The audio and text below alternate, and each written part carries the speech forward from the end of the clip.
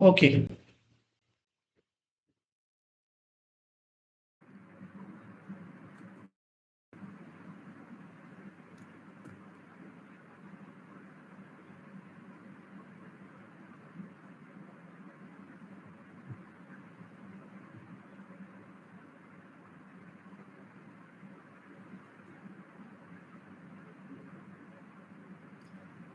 Screen visible ആണല്ലോ അല്ലേ? ആരെങ്കിലും റെസ്പോണ്ട് ചെയ്യാമോ? Screen Yes, visible. Okay.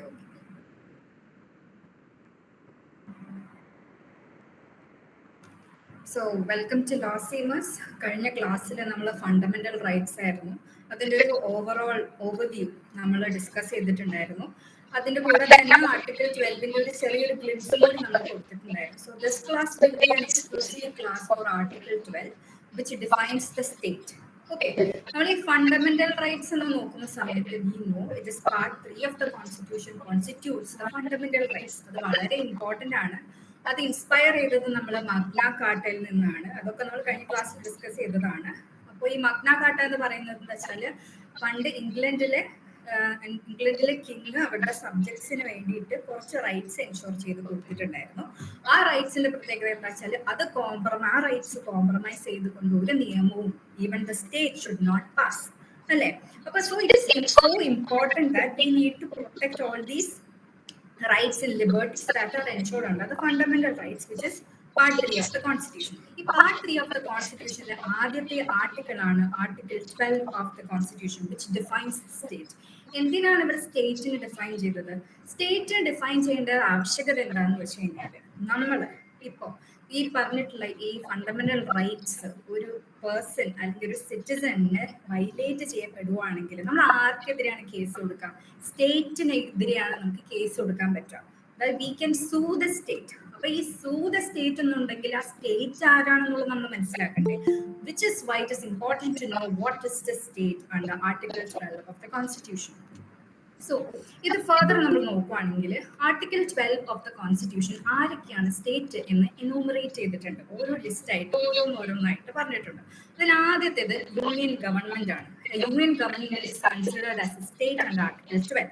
Union government എന്ന് പറഞ്ഞാൽ എന്താണ്? ആ ഗവൺമെന്റിന്റെ യൂണിയന്റെ എക്സിക്യൂട്ടീവും ലെജിസ്ലേറ്റീവ് ഓർഗനും സ്റ്റേറ്റ് ആയിട്ട് കരുതപ്പെടും. എക്സിക്യൂട്ടീവ് ആരാണ് യൂണിയൻ ഗവൺമെന്റിന്റെ? President, vice president, prime minister, council of ministers. Legislature ആണെങ്കിലോ പ്രസിഡന്റ്, ലോക്സഭ, രാജ്യസഭ. അപ്പൊ ഇത്രയും എൻറ്റിറ്റീസിനെയൊക്കെ നമുക്ക് സ്റ്റേറ്റ് ആയിട്ട് യൂണിയൻ ഗവൺമെന്റ് എന്ന് പറഞ്ഞിട്ടുള്ള ആസ്പെക്ടിന്റെ കീഴിൽ വരിക. അടുത്തത് സ്റ്റേറ്റ് ഗവൺമെന്റ് ആണ്. സ്റ്റേറ്റ് ഗവൺമെന്റ് എന്ന് പറയുമ്പോൾ നേരത്തെ പറഞ്ഞ പോലെ സ്റ്റേറ്റ് ഗവൺമെന്റിന്റെ എക്സിക്യൂട്ടീവും ലെജിസ്ലേറ്റീവ് ബോഡി. സ്റ്റേറ്റ് ഗവൺമെന്റിലെ എക്സിക്യൂട്ടീവ് ആരാണ്? സ്റ്റേറ്റ് ഗവൺമെന്റ് എക്സിക്യൂട്ടീവ്സ് ആരാണെന്ന് ആരെങ്കിലും ഒന്ന് പറയാമോ? Who are the executive of a state government? നേരത്തെ പറഞ്ഞ പോലെ ഗവർണർ, അതെ ഗവർണർ, പിന്നെ ചീഫ് മിനിസ്റ്റർ, പിന്നെ കൗൺസിൽ ഓഫ് മിനിസ്റ്റേഴ്സ്. ഓക്കെ, അടുത്തത് ലെജിസ്ലേറ്റീവ് ബോഡി എന്ന് പറയുമ്പോൾ same legislative assembly, governor, legislative council. അപ്പൊ ഇത്രയും ആസ്പെക്ട്സ് ആണ് സ്റ്റേറ്റ് ഗവൺമെന്റിന്റെ കീഴിൽ നമുക്ക് എന്താണ് സ്റ്റേറ്റ് ആയിട്ട് ആരൊക്കെയാണെന്ന് പറയാൻ പറ്റുന്നത്. അടുത്തതെന്ന് പറയുന്നത് ലോക്കൽ അതോറിറ്റീസ് ആണ്. Who is A local authority? നമ്മുടെ കോൺസ്റ്റിറ്റ്യൂഷനിൽ ലോക്കൽ അതോറിറ്റീസ് എന്താണെന്ന് ഡിഫൈൻ ചെയ്തിട്ടില്ല. ഇപ്പോ നമ്മുടെ കോൺസ്റ്റിറ്റ്യൂഷൻ മാത്രമല്ല, ഏതൊരു നിയമമാണെങ്കിലും ഇപ്പോൾ നമ്മൾ പുതിയ BNSS ആയാലും BSA ആയാലും ഏതൊരു പാർലമെന്റിന്റെ നിയമമാണെങ്കിലും ആ നിയമത്തിൽ ഇപ്പൊ ചില കാര്യങ്ങൾ, ഇപ്പൊ സപ്പോസ് ഒരു ഐഡിയൽ എക്സാമ്പിൾ, ഇപ്പൊ ബിരിയാണി എന്ന് പറഞ്ഞിട്ടുള്ള കോൺസെപ്റ്റ് ആയിക്കോ. ബിരിയാണി എന്താണെന്ന് ഉള്ള കാര്യത്തിന് ഒരു ഡെഫിനിഷൻ ഇല്ല ഏതൊരു നിയമത്തിന് പോയാലും. ഞാൻ ജസ്റ്റ് ഒരു എക്സാമ്പിൾ പറഞ്ഞാണ്. അപ്പൊ ബിരിയാണി എന്ന് പറഞ്ഞിട്ടുള്ള ടോപ്പിക്കിന്റെ എക്സാമ്പിൾ, അതായത് ഡെഫിനിഷൻ അല്ലെങ്കിൽ നമ്മൾ എവിടെ പോയി നോക്കും, അതിനാണ് ജനറൽ ക്ലോസസ് ആക്ട് എന്ന് പറഞ്ഞിട്ടുള്ള ഒരു ആക്ട് ഉണ്ട്. ഇപ്പൊ there is a conflict of definition, there is a lack of definition provided, അല്ലെങ്കിൽ എന്തിനേയും പറ്റിയൊരു മീനിങ് ഇല്ല, അല്ലെങ്കിൽ ഏതെങ്കിലും ഒരു ആസ്പെക്ട്, അതായത് ബിരിയാണി എന്ന് പറഞ്ഞിട്ടുള്ള കോൺസെപ്റ്റിന്റെ മീനിങ് അതിൽ എവിടെയും ഡിഫൈൻ ചെയ്ത് നമ്മൾ ജനറൽ ക്ലോസസ് ആക്ട് പോയി നോക്കും. അപ്പൊ നമ്മുടെ ഈ ലോക്കൽ അതോറിറ്റീസ് പറഞ്ഞ ആസ്പെക്റ്റിലെ അത് ഈ local authorities section 3 clause 31 local authorities ആരൊക്കെയാണെന്ന് ഡിഫൈൻ ചെയ്തിട്ടുണ്ട്. ആരൊക്കെയാണ്? മുനിസിപ്പാലിറ്റീസ്, പഞ്ചായത്ത്, ഡിസ്ട്രിക്ട് ബോർഡ്, പിന്നെ ട്രസ്റ്റ്. ഇങ്ങനെ ഈ സിമിലർ ആയിട്ടുള്ള ബോഡി ഫംഗ്ഷനിങ് ഗ്രാസ് റൂട്ട് ലെവലിൽ ഫംഗ്ഷൻ ചെയ്യുന്ന ബോഡീസിനൊക്കെ ലോക്കൽ അതോറിറ്റീസ് ആയിട്ട് കൺസിഡർ ചെയ്യാം. ഈ ലോക്കൽ അതോറിറ്റീസ് അപ്പൊ എന്താണ്? സ്റ്റേറ്റ് ആണ്. അപ്പൊ ആരൊക്കെയാണ് state? Union government, state government, local authorities. ഇനിയാണ് അടുത്ത ആള് അതർ അതോറിറ്റീസ്. ഈ അതർ അതോറിറ്റീസിലാണ് ഏറ്റവും കൂടുതൽ കോൺസ്റ്റിറ്റ്യൂഷണൽ ലോയിൽ ഉള്ള കേസുകളും ഒരുപാട് കുറേ കാര്യങ്ങൾ ഒരുപാട്, അതായത് സ്റ്റേറ്റ് എന്ന ഡെഫിനിഷനിൽ ഒരു വൈഡർ ആംബിറ്റ്, ഒരുപാട് കാര്യങ്ങൾ സ്റ്റേറ്റ് എന്ന ഡെഫിനിഷന് കീഴിൽ കൊണ്ടുവന്നത് ഈ അതർ അതോറിറ്റീസ് എന്ന് പറഞ്ഞിട്ടുള്ള ആസ്പെക്ട് ആണ്. ഇതിന്റെ കുറെ ആയിട്ടുള്ള നമ്മൾ ഈ അതർ അതോറിറ്റീസ് എന്താണ് മനസ്സിലാക്കണമെങ്കിൽ what is the meaning of other authorities എന്ന് മനസ്സിലാക്കണം. സോ അതർ അതോറിറ്റി എന്ന് പറഞ്ഞാൽ, അതായത് അതോറിറ്റി എന്ന് പറഞ്ഞു കഴിഞ്ഞാൽ എന്താണ് ഒരു അതോറിറ്റി? അതോറിറ്റി എന്ന് വെച്ച് കഴിഞ്ഞാൽ ഒരു എന്താണ്, നിയമം ഉണ്ടാക്കാനും ബൈലോസ്, ഓർഡേഴ്സ്, റെഗുലേഷൻസ്, നോട്ടിഫിക്കേഷൻസ് ഒക്കെ ക്രിയേറ്റ് ചെയ്യാനുള്ള ഒരു പവർ ഉള്ള ഒരു എൻറ്റിറ്റി, ഒരു ലീഗൽ ഫോഴ്സ് ഉള്ള ഒരു എൻറ്റിറ്റിയാണ്. ആ എൻറ്റിറ്റിക്ക് എന്താണ്? ഈ ലോസും റെഗുലേഷൻസും ഒക്കെ എന്ത് ചെയ്യാൻ പറ്റും? എൻഫോഴ്സ് ചെയ്യാൻ പറ്റും. ഒരു ലീഗൽ ഇൻസ്ട്രുമെന്റ്സിലൂടെ എൻഫോഴ്സ് ചെയ്യാൻ പറ്റുന്ന ഒരു പെർട്ടിക്കുലർ എൻറ്റിറ്റിനെ നമ്മൾ അതോറിറ്റി എന്ന് വിളിക്കുന്നു. നമ്മൾ എന്തിനാണ് ഇങ്ങനെ ഒരു ബ്രോഡർ ഇന്റർപ്രിട്ടേഷൻ അതർ അതോറിറ്റീസ് എന്ന് പറഞ്ഞിട്ടുള്ള കാര്യങ്ങൾ കൊണ്ടുവന്നത്? കാരണം എന്താ വെച്ചാൽ നമ്മുടെ സിറ്റിസൺസ് അല്ലെങ്കിൽ ഒരു വ്യക്തി ഇപ്പൊ നമ്മളൊരു ഗവൺമെന്റിൽ അല്ലെങ്കിൽ കോഴ്സി ഗവൺമെന്റിലായിട്ടുള്ള ഒരു ബോഡിയായിട്ട് ഇന്ററാക്ട് ചെയ്യുന്ന സമയത്ത് അവരുടെ റൈറ്റ്സ് പ്രൊട്ടക്ട് ചെയ്യപ്പെടണം എന്ന് എൻഷുർ ചെയ്യാൻ വേണ്ടിയിട്ടാണ്. കാരണം വെച്ചാൽ ഈ അതോറിറ്റീസിന് കൂടുതൽ പവർ കൊടുക്കുന്ന സമയത്ത്, ഏതെങ്കിലും ഒരു അതോറിറ്റി കൂടുതൽ പവർ കൊടുത്താൽ എന്ത് ചെയ്യും? അവർ എക്സ്പ്ലോയിറ്റ് ചെയ്യാൻ തുടങ്ങും, ജനങ്ങളെ എക്സ്പ്ലോയിറ്റ് ചെയ്യാൻ തുടങ്ങും. അപ്പൊ അവരുടെ അതോറിറ്റീസിൽ ഒരു ചെക്ക് വരുത്താൻ വേണ്ടിയിട്ടാണ് എന്ത് ചെയ്യുന്നത്? ഈ ആർട്ടിക്കിൾ 12 കീഴിലേക്ക്, സ്റ്റേറ്റ് എന്ന ഡെഫിനിഷന് കീഴിലേക്ക് ഈ അതോറിറ്റീസിനൊക്കെ കൊണ്ടുവരുന്നത്. Okay, which is by to എന്താണ്, നമുക്കൊരു ചെക്ക് ഓൺ ദീസ് പവേഴ്സിനാണ് ഈ സ്റ്റേറ്റിന് ഡെഫിനിഷനിൽ കീഴിൽ വരുന്നത്. അപ്പോൾ I hope you understood what is the meaning of an authority. അടുത്തത് നമ്മൾ എന്താ വെച്ചാൽ ഈ അതോറിറ്റീസ്, അതർ അതോറിറ്റീസിന്റെ കീഴിൽ കുറെ കേസസ് ഉണ്ടായിരുന്നു എന്ന് ഞാൻ പറഞ്ഞില്ലേ. അപ്പൊ ഈ കേസസിൽ ആദ്യത്തെ ഒരുപാട് കേസസ് ഉണ്ട്. One of the important case എന്ന് പറയുന്ന കേസാണ് electricity board of Rajasthan versus Mohanlal. ഈ കേസിൽ എന്താണെന്ന് വെച്ചാൽ മോഹൻലാൽ എന്ന് പറഞ്ഞൊരു വ്യക്തി ഉണ്ടായിരുന്നു. ഇദ്ദേഹം ഒരു ഗവൺമെന്റ് വർക്കറെ, ഗവൺമെന്റ് എംപ്ലോയി ആയിരുന്നു. ഇദ്ദേഹം മാത്രമല്ല, ഇദ്ദേഹത്തിന് കൂടെ ഒരു 10 വർക്കേഴ്സ് കൂടി, 10 എംപ്ലോയീസും കൂടി ഉണ്ടായിരുന്നു.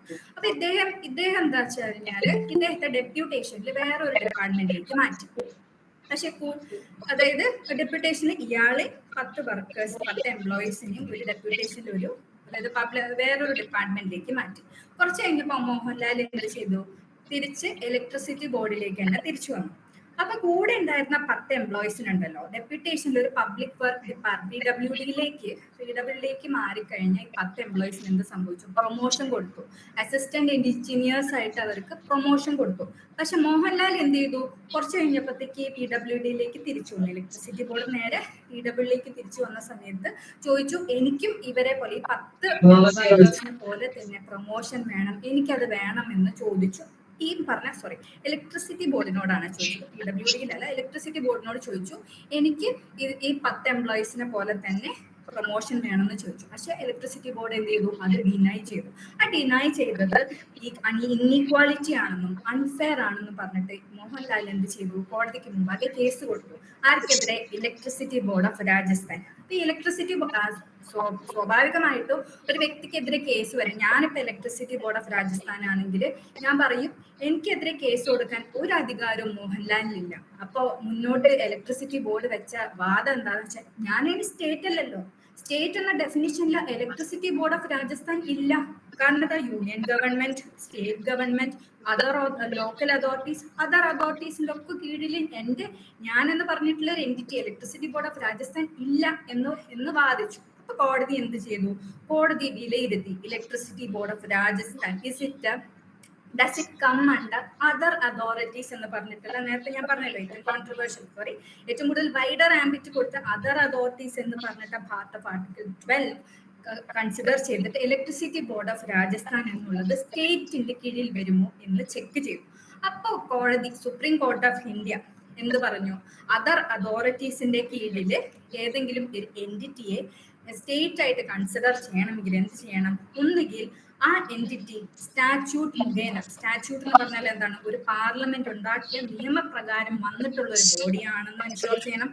ഒന്നുകിൽ അതോ അല്ലെങ്കിൽ കോൺസ്റ്റിറ്റ്യൂഷൻ ഉണ്ടാക്കിയ ഒരു ബോഡി ആണോ എന്നും കൂടി ചെക്ക് ചെയ്യണം. അപ്പൊ ഈ കേസിൽ എന്താണ് ഇലക്ട്രിസിറ്റി ബോർഡ് ഓഫ് രാജസ്ഥാൻ എന്ന് പറയുന്നത് ഒരു പാർലമെന്റ് ഒരു സ്റ്റാറ്റ്യൂട്ട് മുഖേന വന്ന ഒരു ആക്ട് മുഖേന വന്നിട്ടുള്ള ഒരു ബോഡിയാണ്.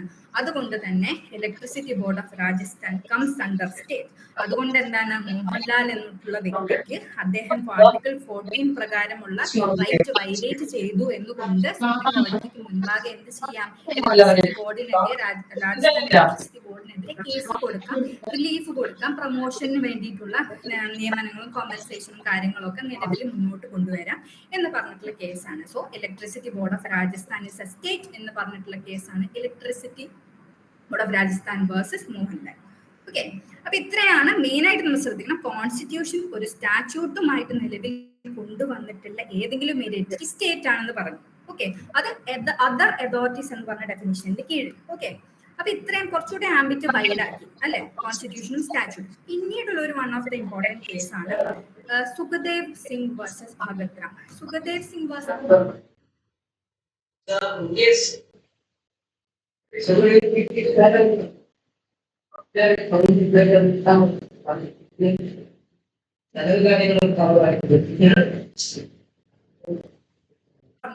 ONGC LIC IFC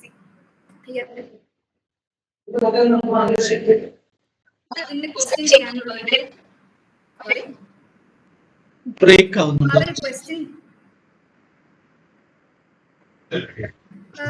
കേൾക്കുന്നില്ലേ? ഓഡിബിൾ ആണോ? ഹലോ, ഇടയ്ക്കിടയ്ക്ക് മിസ് ആവുന്നുണ്ട്. ഓക്കെ ഓക്കെ,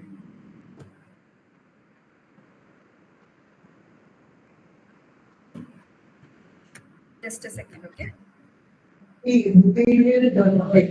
audible ആണോ? Am I audible now? Yes. Break ആവുന്നില്ലല്ലോ. Now it is okay. ഇപ്പൊ സുഖദേവ് സിംഗ് വേഴ്സസ് ഭഗത് റാം എന്ന് പറഞ്ഞ കേസിൽ എംപ്ലോയീസ് ആയിരുന്നു ONGC, LIC, IFC എന്ന് പറഞ്ഞ അതോറിറ്റീസ്. അപ്പൊ ഇവരെ എന്ത് ചെയ്തു? ടെർമിനേറ്റ് ചെയ്തു. ടെർമിനേറ്റ് ചെയ്ത സമയത്ത് എംപ്ലോയീസിന് അവരുടെ കാര്യങ്ങൾ, അതായത് they never got an opportunity to be heard. അപ്പൊ അതെന്താണ്? ഫണ്ടമെന്റൽ റൈറ്റ്സിന്റെ വയലേഷൻ ആണ്. അതായത് എനിക്ക് എന്തായത് അൺഫെയർ ആയിട്ട് എന്നെ ടെർമിനേറ്റ് ചെയ്തു, അത് എന്തുകൊണ്ടാണ് ടെർമിനേറ്റ് ചെയ്തത് എന്നതിന് റീസൺ കേൾക്കാനോ റീസൺ പറയാനുള്ള ഒരു ഓപ്പർച്യൂണിറ്റി പോലും കൊടുക്കാതെ ടെർമിനേറ്റ് ചെയ്തു. അപ്പൊ അത് ചാലഞ്ച് ചെയ്തുകൊണ്ട് എന്ത് ചെയ്തു? സുപ്രീം കോടതിക്ക് മുൻപാകെ എംപ്ലോയീസ് വന്ന കേസാണ് സുഖദേവ് സിംഗ് വേഴ്സസ് ഭഗത് റാം. ഈ കേസിൽ അപ്പൊ ഒബ്വിയസ്ലി ഈ പറഞ്ഞ ONGC, LIC, IFC എന്നായിരിക്കും വാദം കൊണ്ടുവച്ചിട്ടുണ്ടാവുക? ആർക്കെങ്കിലും ഒന്ന് പറയാമോ? വാട്ട് വാദം they did? ONGC, LIC, IFC. കുറച്ചു മുന്നേ ഒരു കേസ് നമ്മൾ പറഞ്ഞിരുന്നു, അതുപോലെ ഒരു വാദം കൊണ്ടുവന്നു. എന്താണ്? അതായത് government authority. Yes, exactly, they are not state എന്ന് പറഞ്ഞിട്ട് വാദിച്ചു അല്ലെ. അപ്പൊ എന്താ സംഭവിച്ചത്? ONGC കോടതി എന്ത് ചെയ്തു? ONGC, LIC, IFC എന്ന് പറഞ്ഞിട്ടുള്ള എൻറ്റിറ്റീസ്, കോർപ്പറേഷൻസ് എന്താണ് സ്റ്റേറ്റ് ആണോ എന്ന് ചെക്ക് ചെയ്തു. സ്റ്റേറ്റ് ആണോ എന്ന് ചെക്ക് ചെയ്യുന്ന സമയത്ത് കുറച്ച് നേരത്തെ പറഞ്ഞല്ലോ, അതായത് നേരത്തെ ഒരു കേസ് പറഞ്ഞല്ലോ, മോഹൻലാലിന്റെ കേസ് പറഞ്ഞില്ലേ? മോഹൻലാലിന്റെ കേസിൽ എന്ത് പറഞ്ഞു? സ്റ്റാറ്റ്യൂട്ട് കൊണ്ട് കോൺസ്റ്റിറ്റ്യൂട്ട് ചെയ്ത ഏതൊരു അതോറിറ്റിയും എന്താണ്? സ്റ്റേറ്റ് ആണ്. അപ്പൊ എന്താണ്?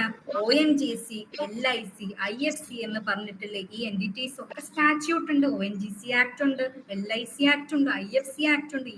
ഈ ആക്ടുകൾ മുഖേന വന്നിട്ടുള്ള കോർപ്പറേഷൻസ് ആണ് ഇവ. അപ്പൊ എന്താണ്? ഇവരൊക്കെ സ്റ്റേറ്റ് ആണ്. അപ്പൊ ഈ പറഞ്ഞ സുഖദേവ് സിംഗിനും ഭഗത് റാമിനും ഒക്കെ ഇവർക്കെതിരെ കേസ് ചെയ്യാൻ പറ്റും, because it is A state. So ONGC, LIC and IFC is A state എന്ന് പറഞ്ഞിട്ടുള്ള കേസാണ് സുഖദേവ് സിംഗ് വേഴ്സസ് ഭഗത് റാം. അപ്പോ നമ്മൾ ഓൾറെഡി പറഞ്ഞു, സ്റ്റാറ്റ്യൂട്ടും കോൺസ്റ്റിറ്റ്യൂഷണൽ ബോഡിയും കൂടി ആണെങ്കിൽ മാത്രമേ എന്ത് ചെയ്യാൻ പറ്റുള്ളൂ? കേസ് കൊടുക്കാൻ പറ്റുള്ളൂ. ഒരു എൻറ്റിറ്റി, അത് അതർ അതോറിറ്റീസിന്റെ കീഴിൽ സ്റ്റേറ്റ് ആണെന്ന് പറഞ്ഞ് വാദിച്ചുകൊണ്ട് കേസ് കൊടുക്കാൻ പറ്റും. പക്ഷെ കുറച്ചുകൂടി ബ്രോഡർ ആയിട്ട് ആംബിറ്റ് കൂട്ടിയ ഒരു കേസാണ് അടുത്ത നമ്മൾ ഡിസ്കസ് ചെയ്യാൻ പോകുന്നത്. ഇപ്പൊ രണ്ട് ആസ്പെക്ട്സ് മാത്രമല്ല ഡിസ്കസ് ചെയ്തത്, സ്റ്റാറ്റ്യൂട്ടും കോൺസ്റ്റിറ്റ്യൂഷണറി ബോഡിയും. പക്ഷെ കുറച്ചുകൂടി വൈഡർ ആംബിറ്റ് വന്നൊരു കേസാണ് Ramana Dayaram Shetty case, RD Shetty case versus international airport authority. ഈ RD ഷെട്ടി എന്ന് പറഞ്ഞാൽ, അതായത് ഇന്റർനാഷണൽ എയർപോർട്ട് അതോറിറ്റി എന്ത് ചെയ്തു? ഒരു ടെൻഡറിന് നോട്ടിഫിക്കേഷൻ കൊടുത്തിട്ടുണ്ടായിരുന്നു. ഈ RD ഷെട്ടി എന്ത് ചെയ്തു? ടെൻഡറിന് അപ്ലൈ ചെയ്തു. പക്ഷെ ഇന്റർനാഷണൽ എയർപോർട്ട് അതോറിറ്റി എന്ത് ചെയ്തു? അവരെ ഒരു അൺഫെയർ ആയിട്ട് അവരുടെ ടെൻഡേഴ്സ് എന്ത് ചെയ്തു? ഡിനൈ ചെയ്തു. അപ്പോ ഈ ആർ.ഡി. ഷെട്ടി ഈ എയർപോർട്ട് അതോറിറ്റിക്കെതിരെ കേസ് കൊടുത്തു. എയർപോർട്ട് അതോറിറ്റിക്കെതിരെ കേസ് കൊടുത്ത സമയത്ത് എയർപോർട്ട് അതോറിറ്റി ഒബ്വിയസ്ലി എന്ത് പറഞ്ഞിട്ടുണ്ടാവും, ഞാൻ സ്റ്റേറ്റ് അല്ലാത്തത് കൊണ്ട് എനിക്ക് എന്താ പറയാ, എനിക്കെതിരെ കേസ് കൊടുക്കാൻ പറ്റില്ല എന്ന് പറഞ്ഞു. അപ്പൊ കോടതി എന്ത് ചെയ്തു, എയർപോർട്ട് അതോറിറ്റി എന്ന് പറഞ്ഞിട്ടുള്ള എൻറ്റിറ്റി എന്താണ് സ്റ്റേറ്റ് ആണോ എന്ന് ചെക്ക് ചെയ്തു. സ്റ്റേറ്റ് ആണോ എന്ന് ചെക്ക് ചെയ്യണമെങ്കിൽ ആദ്യത്തെ ആസ്പെക്ട് നോക്കണം, സ്റ്റാറ്റ്യൂട്ട് പ്രകാരമാണോ എന്ന് ചെക്ക് ചെയ്യണം. നേരെ മോഹൻലാലിന്റെ കേസിൽ നമ്മൾ പറഞ്ഞു airport authority act actually airport authority of India airport authority, international airport authority എന്ന് പറയും, ഇന്റർനാഷണൽ എയർപോർട്ട് അതോറിറ്റി ആക്ട് പ്രകാരം നിലവിൽ വന്ന ഒരു സാധനമാണ്. അപ്പൊ ഫസ്റ്റ് വൺ ആ ഒരു എസെൻഷ്യൽ ഫുൾഫിൽ ചെയ്തത് കൊണ്ട് തന്നെ ഇത് സ്റ്റേറ്റ് ആണെന്ന് പ്രഖ്യാപിച്ചു. അതുകൊണ്ട് തന്നെ ആർ.ഡി. ഷെട്ടിക്ക് ഒരു റിലീഫിന് വേണ്ടി കോടതിക്ക് മുമ്പാകെ ഇന്റർനാഷണൽ എയർപോർട്ട് അതോറിറ്റിക്ക് മുൻപാകെ പോവാന്ന് പറഞ്ഞു. കൂടാതെ തന്നെ അപ്പൊ ആ കേസിൽ ഇന്റർനാഷണൽ എയർപോർട്ട് അതോറിറ്റി സ്റ്റേറ്റ് ആണെന്ന് മനസ്സിലായി. പക്ഷെ എന്ത് ചെയ്തു, ഈ ആർ.ഡി. ഷെട്ടി കേസിൽ ഈ സ്റ്റേറ്റ് അണ്ടർ അതർ അതോറിറ്റീസ് എന്ന് പറഞ്ഞ ഡെഫിനിഷൻ കുറച്ചുകൂടി ആംബിറ്റ് വൈഡർ ആക്കി എന്ന് പറഞ്ഞു കഴിഞ്ഞാൽ, അതായത് ഇപ്പൊ കോൺസ്റ്റിറ്റ്യൂഷൻ മുഖേന വന്നൊരു ബോഡിയോ അല്ലെങ്കിൽ സ്റ്റാറ്റ്യൂട്ട് മുഖേന വന്നൊരു ബോഡിയോ മാത്രമേ സ്റ്റേറ്റ് ആയിട്ട് കൺസിഡർ ചെയ്യാൻ പറ്റുള്ളൂ എന്ന് പറഞ്ഞു. അപ്പോൾ ഈ രണ്ട് ആസ്പെക്ട് അല്ലാതെ ഒരു ഗവൺമെന്റിന്റെ ഏജൻസി ആയിട്ട് പ്രവർത്തിക്കുന്ന അല്ലെങ്കിൽ ഇൻസ്ട്രുമെന്റാലിറ്റി ആയിട്ട് പ്രവർത്തിക്കുന്ന എന്തെങ്കിലും ഒരു എൻറ്റിറ്റി ആണ് നമുക്ക് ഇതേപോലെ കേസുമായിട്ട് നമ്മുടെ മുന്നിൽ വരുവാണെങ്കിൽ അതിനെ സ്റ്റേറ്റ് ആയിട്ട് കൺസിഡർ ചെയ്യാൻ പറ്റുമോ? അങ്ങനെയാണെങ്കിൽ എന്തൊക്കെ രീതിയിലാണ് നമ്മൾ, ഏതൊക്കെ ആസ്പെക്ട്സിലാണ് ആ ഒരു എൻറ്റിറ്റിയെ ഗവൺമെന്റൽ ഏജൻസി ആണെന്ന് കൺസിഡർ ചെയ്ത് സ്റ്റേറ്റിന്റെ ഡെഫിനിഷനിലേക്ക് കൊണ്ടുവരാൻ പറ്റുമോ എന്നൊക്കെ ഡിസ്കസ് ചെയ്തതാണ് രമണ ദയാറാം ഷെട്ടി എന്ന് പറഞ്ഞിട്ടുള്ള കേസ്. അതില് നമുക്ക് രമണ ദയാറാം ഷെട്ടിയിലെ ഏജൻസി ഓർ ഇൻസ്ട്രുമെന്റാലിറ്റി ടെസ്റ്റ് എന്ന് പറഞ്ഞിട്ടുള്ള ടെസ്റ്റ് കൊണ്ടുവന്ന കേസാണ്. Which is why it is the most landmark in the article 12 എന്ന് പറഞ്ഞിട്ടുള്ള സെക്ഷനിലെ ലാൻഡ്മാർക്ക് കേസാണ് ആർ.ഡി. ഷെട്ടി കേസ്. കാരണം ഏജൻസി ഓർ ഇൻസ്ട്രുമെന്റാലിറ്റി ടെസ്റ്റ് കൊണ്ടുവന്നത് ഈ ഒരു ഗവൺമെന്റൽ ഏജൻസി ആണ്, അതായത് പാർലമെന്റ് സ്റ്റാറ്റ്യൂട്ടായിട്ട് കൊണ്ടുവന്ന ഒരു അതോറിറ്റി അല്ല, കോൺസ്റ്റിറ്റ്യൂഷണൽ അതോറിറ്റി അല്ല. പകരം അല്ലാത്ത വേറെ ഏതെങ്കിലും എൻറ്റിറ്റി ആണ് സ്റ്റേറ്റ് എന്ന് കരുതണമെങ്കിൽ അവർ agency or instrumentality of the state, ഇൻസ്ട്രുമെന്റാലിറ്റിയിലൂടെയാണ് സ്റ്റേറ്റ് ആയിട്ട് വന്നത് എങ്ങനെ കൺസിഡർ ചെയ്യാമെന്ന് പറഞ്ഞ കേസിന്റെ എസെൻഷ്യൽസ് കുറച്ച് കാര്യങ്ങൾ. എങ്ങനെയാണ് ഏജൻസി ഓർ ഇൻസ്ട്രുമെന്റാലിറ്റി എന്ന് പറഞ്ഞ കാര്യം ഡിസ്കസ് ചെയ്യുന്നത്? ഫസ്റ്റ്, ഇപ്പോ ഈ പറഞ്ഞ എൻറ്റിറ്റിയുടെ ഫിനാൻഷ്യൽ റിസോഴ്സ്, അതായത് ചീഫ് ഫണ്ടിങ് അല്ലെങ്കിൽ എൻറ്റയർ ഷെയർ ക്യാപിറ്റൽ എന്ന് പറയുന്നത് ഗവൺമെന്റ് ആണ് ഹോൾഡ് ചെയ്യുന്നതെങ്കിൽ അത് agency or instrumentality of the government എന്ന് പറയാം. അപ്പൊ നമ്മുടെ airport authority cases, R D. Shetty കേസിൽ എന്താണ്, ഈ ഇന്റർനാഷണൽ എയർപോർട്ട് അതോറിറ്റി എസ്റ്റാബ്ലിഷ് ചെയ്യാൻ വേണ്ടിയിട്ടുള്ള എൻറ്റയർ ഫണ്ട് കൊടുത്തത് എന്താണ്, ആരാണ്? ഗവൺമെന്റ് ആണ് കൊടുത്തത്, സെൻട്രൽ ഗവൺമെന്റ് ആണ് കൊടുത്തിട്ടുള്ളത്. അപ്പൊ ഈ ഫിനാൻഷ്യൽ റിസോഴ്സസ് എന്ന് പറഞ്ഞിട്ടുള്ള ആസ്പെക്ട് ഒക്കെ ആണല്ലോ. അപ്പൊ എന്താണ് ഇന്റർനാഷണൽ എയർപോർട്ട് അതോറിറ്റി, എന്താണ് ഒരു agency or instrument of the government ആണ്. ഇനി അടുത്ത one of the essentials of to determine agency or instrumentality എന്ന് പറയുന്നത് ഫിനാൻഷ്യൽ റിസോഴ്സ് ആണ്. രണ്ട്, സ്റ്റേറ്റ് കൺട്രോൾ, അതായത് സ്റ്റേറ്റിന് ഒരുപാട് ഡീപ്പ് ആൻഡ് പെർവേസീവ് കൺട്രോൾ ഉണ്ട്. അതായത് ഡിസിഷൻ, ആ ഒരു പെർട്ടിക്കുലർ അതോറിറ്റിന്റെ മേലെ ഡിസിഷൻ മേക്കിങ്ങോ അല്ലെങ്കിൽ പോളിസി ഫോർമേഷനിലോ അല്ലെങ്കിൽ അത് ആ എൻറ്റിറ്റി മൊത്തത്തിൽ എങ്ങനെ നടന്നു പോകണം എന്നുള്ളതിനെ പറ്റിയിട്ട് ഉള്ള കൺട്രോൾ മൊത്തം സ്റ്റേറ്റിനുണ്ടെങ്കിൽ ആ ഒരു ആസ്പെക്റ്റിൽ നോക്കുന്ന ഒരു എൻറ്റിറ്റി ആണെങ്കിൽ അതിനെ സ്റ്റേറ്റ് ആയിട്ട് വിളിക്കാമെന്ന് ആർ.ഡി. ഷെട്ടിയിൽ പറഞ്ഞു.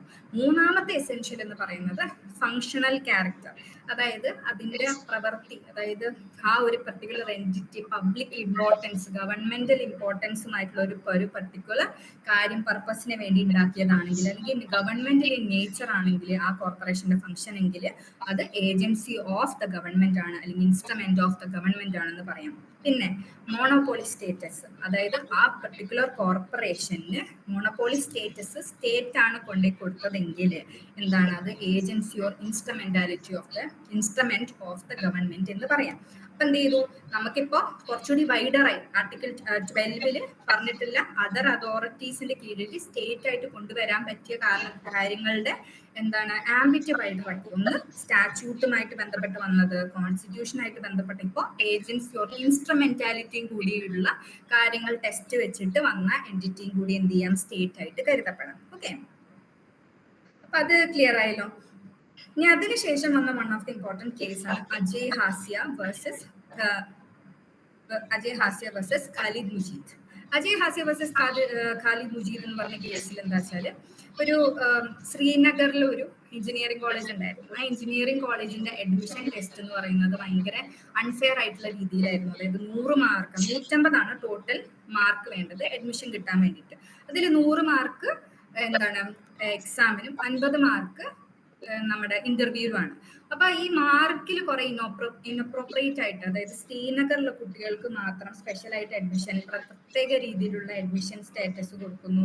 എന്നാൽ സാധാരണ ആൾക്കാർക്ക് വേറെ രീതിയിൽ, അതായത് അൺഫെയർ ആയിട്ടുള്ള ഒരു അഡ്മിഷൻ പ്രോസസ് ആണ്. അപ്പൊ എന്ത് ചെയ്തു, അഫ്കോഴ്സ് ശ്രീനഗർ എഞ്ചിനീയറിംഗ് കോളേജിന്റെ അഗേൻസ്റ്റ് ആയിട്ട് കേസ് കൊണ്ടുവന്നു. അപ്പൊ അഫ്കോഴ്സ് ശ്രീനഗർ എഞ്ചിനീയറിംഗ് കോളേജ് എന്ന് പറഞ്ഞിട്ടുള്ള ഞങ്ങൾ സ്റ്റേറ്റ് അല്ല, ഞങ്ങൾക്കെതിരെ കേസ് എടുക്കാൻ പറ്റില്ല. അപ്പൊ ഒബ്വിയസ്ലി കോടതി എന്ത് ചെയ്തു, ശ്രീനഗർ എഞ്ചിനീയറിംഗ് കോളേജ് സ്റ്റേറ്റ് ആണോ നോക്കും. അപ്പൊ എന്ത് ചെയ്തു, ഈ കേസിൽ പറഞ്ഞതെന്ന് വെച്ചാല്, ഈ കേസിൽ നേരത്തെ നമ്മൾ ഏജൻസി ഓർ ഇൻസ്ട്രുമെന്റാലിറ്റി ടെസ്റ്റ് എന്ന് പറഞ്ഞിട്ട് വൈഡർ ആംബിറ്റ് ആയിട്ടുണ്ടെങ്കിൽ ഇതിനകത്ത് കുറച്ചുകൂടി വൈഡർ ആംബിറ്റിൽ കൊടുത്തു. അതെങ്ങനെയാന്ന് വെച്ചാൽ, ഒരു രജിസ്റ്റേർഡ് സൊസൈറ്റീസ് ആക്ട് പ്രകാരം നിലവിൽ വന്ന ഒരു സൊസൈറ്റി, ആ ഒരു സൊസൈറ്റിയെ നമുക്ക് സ്റ്റേറ്റ് ആയിട്ട് കൺസിഡർ ചെയ്യാമെന്ന് പറഞ്ഞു. അപ്പൊ ഈ ശ്രീനഗർ എഞ്ചിനീയറിംഗ് കോളേജ് എന്ന് പറയുന്നത് സൊസൈറ്റീസ് രജിസ്ട്രേഷൻ ആക്ട് പ്രകാരം നിലവിൽ വന്നിട്ടുള്ള ഒരു കോളേജാണ്. അപ്പൊ സൊസൈറ്റീസ് രജിസ്ട്രേഷൻ ആക്ട് മുഖേന നിലവിൽ വന്നിട്ടുള്ള ഏതൊരു എൻറ്റിറ്റിയും സ്റ്റേറ്റ് ആയിട്ട് കൺസിഡർ ചെയ്യും. അതുകൊണ്ട് തന്നെ ശ്രീനഗറിലെ അഡ്മിഷൻ പ്രോസസ്സുമായിട്ട് ബന്ധപ്പെട്ടിട്ട് സ്റ്റുഡൻസിന് എന്ത് ചെയ്യാം, ശ്രീനഗർ എഞ്ചിനീയറിംഗ് കോളേജിനെ സൂ ചെയ്യാം. Because Srinagar engineering is A state, because it was registered under societies registration act.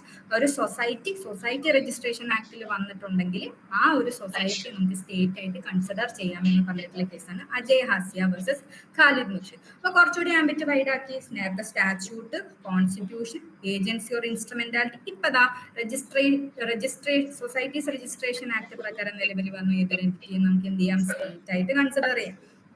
ഇനി ഏതൊക്കെ ഈ പറഞ്ഞിട്ടുള്ള നിലവിൽ നേരത്തെ നമ്മൾ പഠിച്ച ഈ കേസസ് ഒക്കെ അല്ലേ, ഈ കേസിന്റെ അടിസ്ഥാനത്തിൽ കുറെ എൻറ്റിറ്റീസ് ഒക്കെ സ്റ്റേറ്റ് ആണെന്ന് പ്രഖ്യാപിച്ചിട്ടുണ്ട്. അത് ഏതൊക്കെ എൻറ്റിറ്റീസ് ആണെന്ന് നോക്കാം. അപ്പോ ഒന്ന് ഫുഡ് കോർപ്പറേഷൻ ഓഫ് ഇന്ത്യ. കാരണം instrumentality exercising public distribution functions, അതായത് പബ്ലിക് പർപ്പസിന് വേണ്ടിയിട്ടുള്ള ഫംഗ്ഷൻസിനായിട്ട് പ്രഖ്യാപിക്കുന്നത്, അതായത് പ്രവർത്തിക്കുന്നതും പിന്നെ ഒരു സ്റ്റാറ്റ്യൂട്ടിലെ കാരണം നിലവിൽ വന്ന food corporation of India. Food corporation of India state ആണ്. അടുത്തത് ബീഹാർ ഇലക്ട്രിസിറ്റി ബോർഡ്. നേരത്തെ മോഹൻലാലിന്റെ കേസില്ലേ, അതുപോലെ തന്നെ ഒരു സ്റ്റാറ്റ്യൂട്ടറി ബോഡിയാണ്, അതായത് സ്റ്റാറ്റ്യൂട്ട് കാരണം നിലവിൽ വന്നൊരു ബോഡിയാണ്. അതുകൊണ്ട് തന്നെ ബീഹാർ ഇലക്ട്രിസിറ്റി ബോർഡ് എന്താണ്, സ്റ്റേറ്റ് ആണ്. പിന്നെ ഇന്ത്യൻ ഓയിൽ കോർപ്പറേഷൻ എന്ന് പറയുന്നത് സ്റ്റേറ്റ് കൺട്രോളിലുള്ള ഒരു പബ്ലിക് സെക്ടർ അണ്ടർടേക്കിംഗ് ആണ്. അതുകൊണ്ട് തന്നെ നേരത്തെ പറഞ്ഞ കേസിലുള്ള എസെൻഷ്യൽസ് വെച്ച് ചെക്ക് ചെയ്ത് നോക്കുമ്പോൾ ഇന്ത്യൻ ഓയിൽ കോർപ്പറേഷൻ ഒരു സ്റ്റേറ്റ് ആണ്.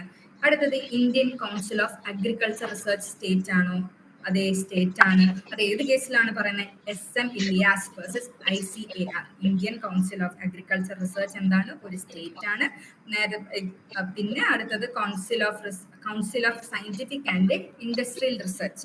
ഈ council of scientific and industrial research state ആണോ എന്ന് ചോദിച്ചാൽ സ്റ്റേറ്റ് ആണെന്ന് പറഞ്ഞിട്ട് കേസുണ്ട്. പ്രദീപ് കുമാർ ബിശ്വാസ് കേസാണ്. ആ കേസിൽ എന്താ പറഞ്ഞ വെച്ചാൽ, ഈ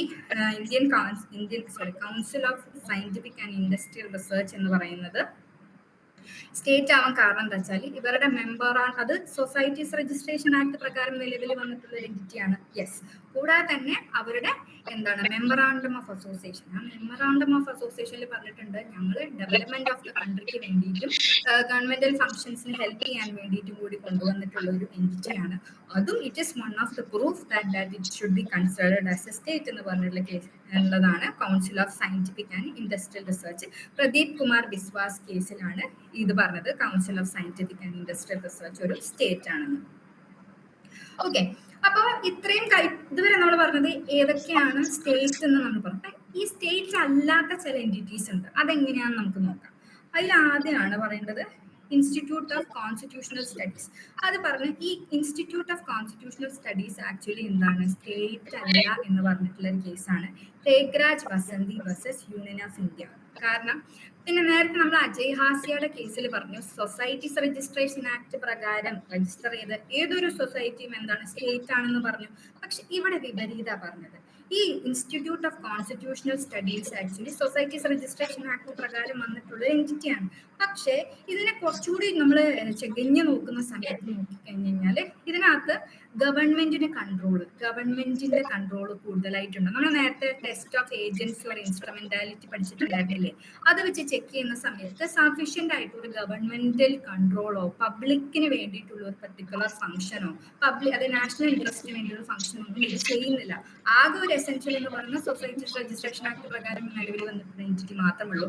ആ ഒരു സോൾ റീസൺ കൊണ്ട് മാത്രം നമുക്ക് ഇതിനെ ഇൻസ്റ്റിറ്റ്യൂട്ട് ഓഫ് കോൺസ്റ്റിറ്റ്യൂഷണൽ സ്റ്റഡീസിനെ നമുക്ക് എന്ത് ചെയ്യാൻ പറ്റില്ല, സ്റ്റേറ്റ് ആയിട്ട് കൺസിഡർ ചെയ്യാൻ പറ്റില്ല എന്ന് പറഞ്ഞ കേസാണ് Tegraj Vasanthi versus union of India. അടുത്തൊരു ഇമ്പോർട്ടന്റ്, അതായത് നമുക്ക് വളരെ അറിയാവുന്ന ഒരു എൻറ്റിറ്റിയാണ് NCERT. NCERT സ്റ്റേറ്റ് ആണോ? NCERT ആക്ച്വലി സ്റ്റേറ്റ് അല്ല എന്ന് പറഞ്ഞിട്ടുള്ള കേസാണ് ചന്ദ്രമോഹൻ ഖന്ന വേഴ്സസ് NCERT. അതിനകത്ത് ചന്ദ്രമോഹൻ അഫ്കോഴ്സ് അതിനകത്ത് ചോദിച്ചു, അതായത് ഈ സൊസൈറ്റി രജിസ്ട്രേഷൻ ആക്ട് പ്രകാരം തന്നെ വന്നിട്ടുള്ള ഒരു എൻറ്റിറ്റിയാണ് NCERT. പക്ഷെ അത് കൂടുതലായിട്ട് നമ്മൾ ചെക്ക് ചെയ്യുന്ന സമയത്ത് അതിന്റെ ഫംഗ്ഷൻ നോക്കുവാണെങ്കിൽ നമ്മുടെ മിനിസ്ട്രി ഓഫ് എഡ്യൂക്കേഷൻ ഒരു അഡ്വൈസോ അല്ലെങ്കിൽ ഗവൺമെന്റ് പോളിസീസിന്റെ ഇംപ്ലിമെന്റേഷൻ അഡ്വൈസ് ചെയ്യുക എന്നുള്ളത് മാത്രമാണ് അതിന്റെ ഒരു ഫംഗ്ഷൻ എന്ന് പറഞ്ഞിട്ട് നമ്മുടെ കോടതി വിലയിരുത്തിയ സമയത്ത് അതിന്റെ ഫംഗ്ഷൻ ഇങ്ങനെയാണെന്നാണ് മനസ്സിലാക്കിയത്. പക്ഷെ ആ ഒരു സോൾ ഫംഗ്ഷൻ എന്നുള്ളത് നമുക്ക് അതിനെ ഒരു സ്റ്റേറ്റ് ആയിട്ട് കൺസിഡർ ചെയ്യാനുള്ള ഒരു മാനദണ്ഡമായിട്ട് കരുതാൻ പറ്റില്ല. Just because it was a society which was born under the society registration act. അതുകൊണ്ട് NCERT സ്റ്റേറ്റ് അല്ല. അടുത്ത എൻറ്റിറ്റി എന്താണ്? BCCI, board of control for cricket in India. അത് സ്റ്റേറ്റ് ആണോ? ആർക്കെങ്കിലും പറയാമോ? Is it a state? Is BCCI a state? No, exact. അതെന്തുകൊണ്ടാണ്? Because നമ്മൾ നേരത്തെ പറഞ്ഞിട്ടുള്ള കുറെ മാനദണ്ഡങ്ങൾ ഉണ്ടായിരുന്നു. അപ്പൊ നമ്മൾ സ്റ്റാറ്റ്യൂട്ട് പ്രകാരം നിലവിൽ വന്നൊരു ബോഡിയാണോ ഇത്? അല്ല. BCCI ഒരു സ്റ്റാറ്റ്യൂട്ട് പ്രകാരം നിലവിൽ വന്നിട്ടുള്ള ബോഡിയല്ല. ഇതിന്റെ ഫിനാൻഷ്യൽ അസിസ്റ്റൻസ് ഗവൺമെന്റ് ആണോ നടത്തുന്നത്? അല്ല.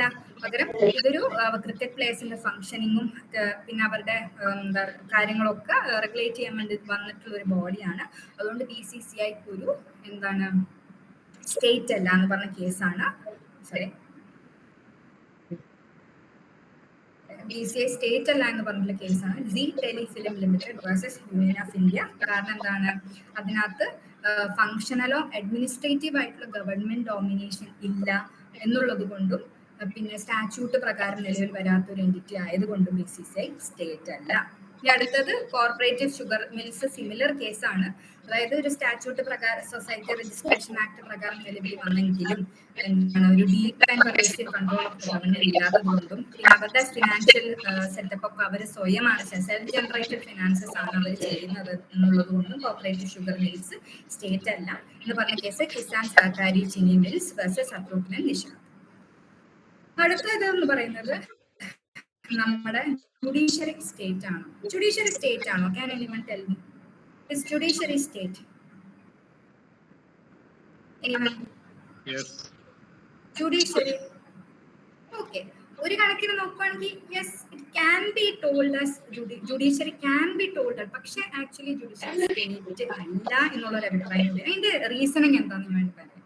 അതായത് ഈ ജുഡീഷ്യറി എന്ന് പറഞ്ഞു കഴിഞ്ഞാൽ ജുഡീഷ്യറി കോർട്സ് എസ്റ്റാബ്ലിഷ് ചെയ്തത് ആക്ട് പ്രകാരമാണ്. അപ്പൊ നേരത്തെ നമ്മൾ പറഞ്ഞ മാനദണ്ഡ പ്രകാരം സ്റ്റാറ്റ്യൂട്ട് പ്രകാരം വന്നിട്ടുള്ള എൻറ്റിറ്റി സ്റ്റേറ്റ് ആണ് എന്ന് പറഞ്ഞിട്ടുണ്ടായിരുന്നു അല്ലെ?